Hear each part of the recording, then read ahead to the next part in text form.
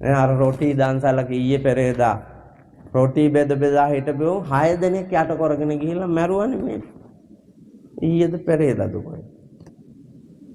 ඔව්. අනිත් එක අපේ එවුන් දන්සල දෙන්නේ පාලෙන්නේ. පාරද පාවිච්චි කරන්නේ දන් දෙන්න මේ දෙනෝ දහක් සෙනග යන යාන වාහන යන. ඒ හප්පපු මිනිහව අල්ලලා ඉවරලා ඒකව හිරේ දානවලු කියලා මං අහගෙන කියනවා ඊයේ ප්‍රවෘත්ති වලට. මං කිව්වේ අතිසාරයට අඹුඩේ ගහනවා වගේ වැඩ ඔය. ඔව්. මේකේ නිදානේ හොයන්න එපා මෙහෙම අපරාධ වෙන්න හේතු මොනවද කියලා. ඒ හේතු වලට පිළියම් යොදන්න එපා. ඒවා මොකක්වත් නැහැ. මං එක දවසක් බනට යන්න යන ගමන් මං වාහනෙන් බැහැලා කෑ ගහලා පාරේ ඉඩ අරන් දුන්නේ ඇම්බියුලන්ස් එකට යන්න.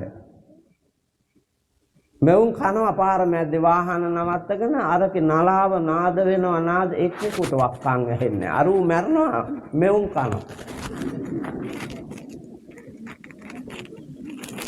ඒ වාගේ මහ කැත මිත්‍යා දෘෂ්ටියක් තියෙන රාගික කෙලෙස්බර ලෝකයක දිවිගෙවන පව් ගමනකම ඉන්නේ සිංහල බෞද්ධයෝ මේ රටේ. සිංහල අලුත් අවුරුද්දට 12 13 14 15 16 දවස් 5 අවුරුද්ද නිමිත්තෙන් මැරලා තියෙනවා 170 ගානක්. හෙට අනිද්දා වෙසක් සතියේ මරණ ගාන කියයි. හැබැයි මාර්තු මාසෙ තිබ්බා මුස්ලිම් අයගේ අවුරුද්ද. ඉස්ලාම් අය. එක මිනිහෙක්ව මැරුන්නේ නැහැ.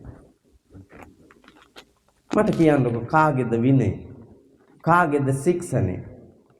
කාගේද ලැබියාව? කාගේද සත් ආකල්ප? පිහිටලා තියෙන්නේ.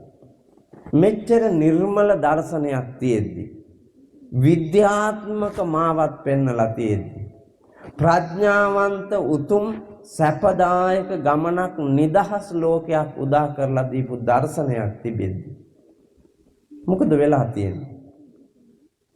වෙන මොනවත් නෙමෙයි පින්නතුනි. කෙලස් බර ලෝකේ අතිශයම රාගිකව සැප හොයා සත්‍යයට පිටුපාලා යන නිදහස වැඩියෙන් භුක්ති විඳින જાතියක්. ඒකේ කරුමේ තමයි මේ පටිසන්ධීලා තියෙන්නේ. ඔබ දැන් ප්‍රීතියෙන් හිටියාට ඔබ හදන ළමයින්ට හෙට ලෝකයක් තියෙයිද? අපි විඳපු ළමා ලෝකය මේ වර්තමානයේට නැහැ. මේ වර්තමානයේ දැනට විඳින ළමා ලෝකයවත් අනාගතයේදී මේ ළමයින්ට හිමි නැහැ. ළමා ලෝකයේ විතරක් නෙමෙයි. ඒ ළමා කාලය, ගැටවර කාලය, තරුණ කාලය, මැදියම් කාලය මේ ඔක්කොම විනාශ වෙනවා. ඇයි අභාග්‍ය සම්පන්න අනාගතයක් පෙනිපෙනීම වර්තමානයේකට තල්ලු කරන්නේ?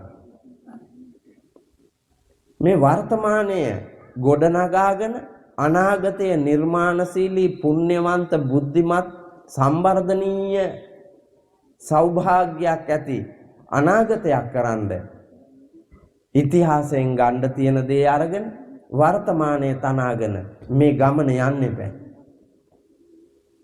එහෙම දැකීමක් නැහැ. ඒ නිසා පින්නතුනි සුණාත ධාරේත චරහත ධම්ම මේ අද ධම් දේශනාව හොඳට අහලා අවබෝධ කරගෙන ඒ අනුව ජීවිතේ හසුරුවන්න මහන්සි ගන්න. ක්‍රියා කරවන්න මහන්සි ගන්න.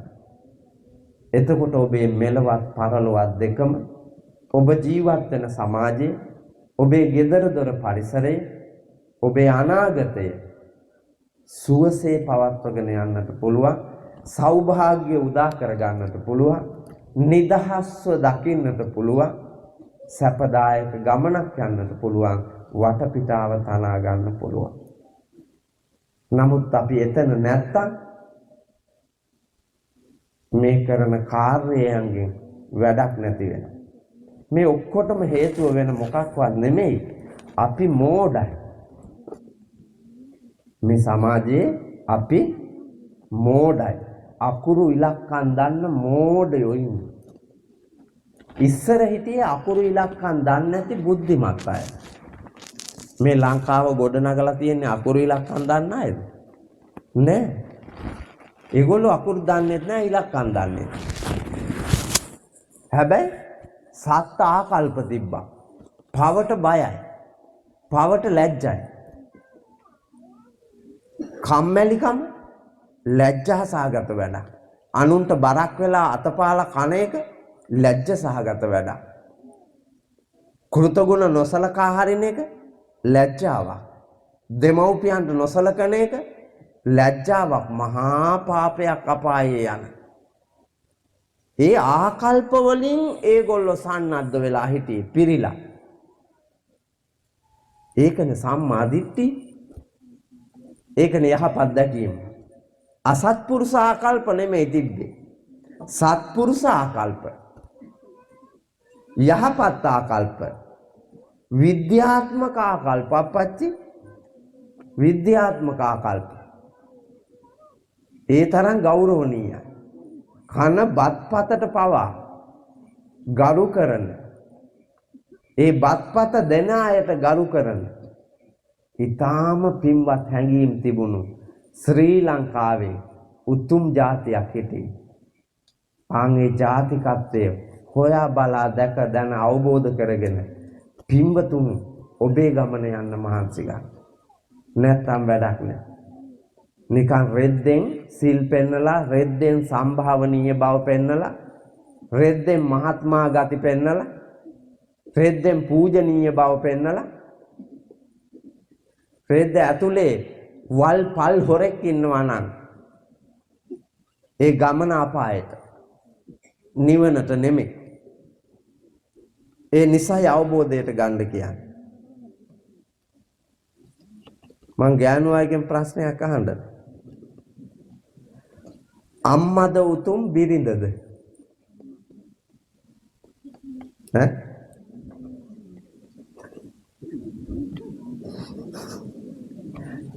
මොකෝ කියන්නේ? අම්මා. අම්මා උතුම් බව දන්නේ නැත්තෙම ගෑනු. ඔව් ඒ තරම් මිත්‍යා දෘෂ්ටිකයි. හැම ගෑණියක්ම අම්මා කියලා හිතන්නකෝ. ගෑනු අරගල නෙමෙයිද තියෙන්නේ. පෞල් සංස්ථාව ඇතුලේ ගිනිගත් පෞල් සංස්ථා තියෙන්නේ ගෑනු අරගලනේ. මේ මානව ඉතිහාසයේ ඉඳලා මේ දක්වාම අදත් නැන්දයි ලේලි වෛරෙන්. මාමයි ලේලි තාත්තයි දුවයි වාගේ. බෑනයි නැන්දම්මයි අම්මයි පුතයි වාගේ. නැන්දයි ලේලි ණයයි පොළඟයි වාගේ. ඔබ හොඳට බලන්න. මම මේ කියපු කතාව ඔබ හොඳට බලන්නකො. බැලුවාම ඔබට ඇත්ත පේනවා. සත්‍යතාවය ඔබට පේනවා. මං ඕන්නම් ඒකට කොච්චර ගැතිද කියනවා නම් පිරිමි. ඔය අරගලේ ඉදිරියේ පිරිමියා ගැතිනේ එක පැත්තකට. කොයි පැත්තටද? ගෑණි පැත්තට පිරිමියා නැමෙනවා ගැති. අම්මා විසි වෙනවා. 99.999%ක්ම එහෙමයි. මම එකක් ඉදිරි කෙරුවා එකෙක්වත් හිටියොත් දශමයක් ඉදිරි කෙරුවා එකෙක්වත් ඔහෙ හිටියොත් කියන හැඟීමෙන්. නැත්තම් ඒ තරමටම ගැති. හරියට උදාහරණයකින් කිව්වොත් එහෙම අපේ නායක හාමුදුරනේ වර්තමානයේ බහුතරයක්ම පිරිමි කූතාණ්ඩියාගේ රිලව වාගේ. ඔව්. ඇයි? රිලවට ඕන තැන රිලවට නටන්න බෑ පුතා. රිලවට නටන්න හිතුණට රිලවට ඕන තැන නටන්න බෑ. කූතාණ්ඩියාතේ කෝටුව තියෙනවා. ඔය නටුම් පුරුදු කරලා තියෙන්නේ කෝටුවෙන්. එහෙනම් ඌට ඕන තැන නටන්න බෑ. අන ලැබුණු තැන, අවසරය ලැබුණු තැන පමණයි නටන්න පුළුවන්. ඒත් කියන නටුම විතරයි. ඊට එහා නිර්මාණය කරලා නටන්න බෑ. මොන තරම් ලස්සන නැටුම් දැනගෙන හිටියත් මොන තරම් ප්‍රයෝජන ලැබෙන නැටුමක් තිබුණත් ඒ නැටුම් නටන්න බෑ. කූතාණ්ඩියාගේ අවසරය මත නටන නැටුමක් පමණයි. බලන්නකො පිරිමි දිහා. මම ඔප්පු කරලා පෙන්නලා තමයි බණ කියන්නේ. කූතාණ්ඩියයි රිලවයි වෙන් කරලා පෙන්නලා මම බණ කියනවා.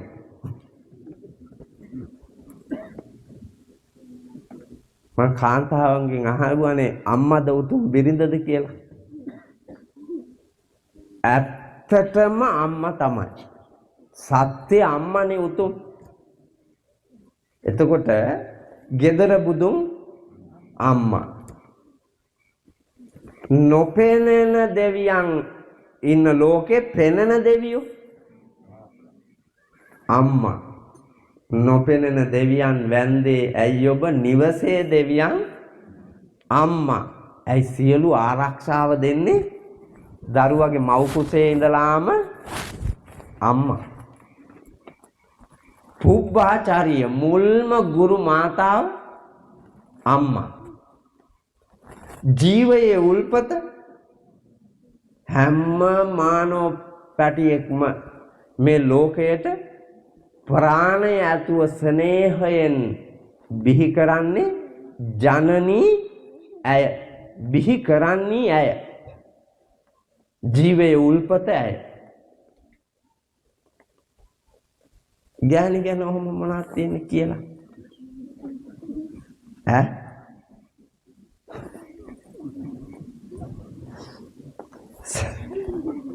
සමියා ඉදිරියේ බිරිඳ ගැන ඔහොම තියෙන්නේ මොනවද පුතා? හූරා කන්නි.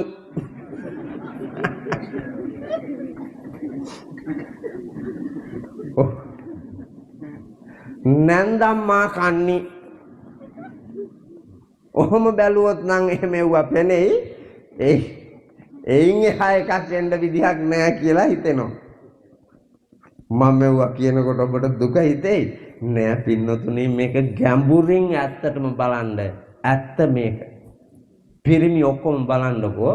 ඔබ උදේ ඉඳලා රෑ වෙනකන් රෑ තිස්සෙත් එළි වෙනකන් හස්ත කර්මාන්ත, වෘත්තීන්, රැකියාවන්, ජීවනෝපායන්හි නියලිලා කාලයේ ශ්‍රමය ධනය මේ මිහි තලය වෙනුවෙන් යොදවලා අනන්ත දුක් විඳලා උපය ගන්න වස්තුවෙන් වැඩි කොටසක් වියදම් කරන්නේ කාව සන්තෝෂ කරන්නද?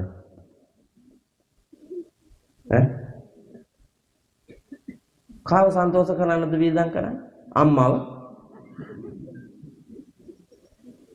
අම්මගේ මහත්තයව?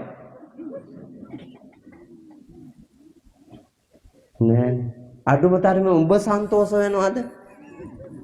ඒත් නෑ. අර කිව තමා සන්තෝෂ කරන්න ඔට්ටු වෙන්නේ. මේ හැම පිරිමියම නෑ කිව්වට මම පිළිගන්නෙම නෑ. මේ හැම පිරිමියම එහෙම තමයි. මං ඒකයි කිව්වේ කූතාණ්ඩියාගේ රිලෝ වගේ කියලා.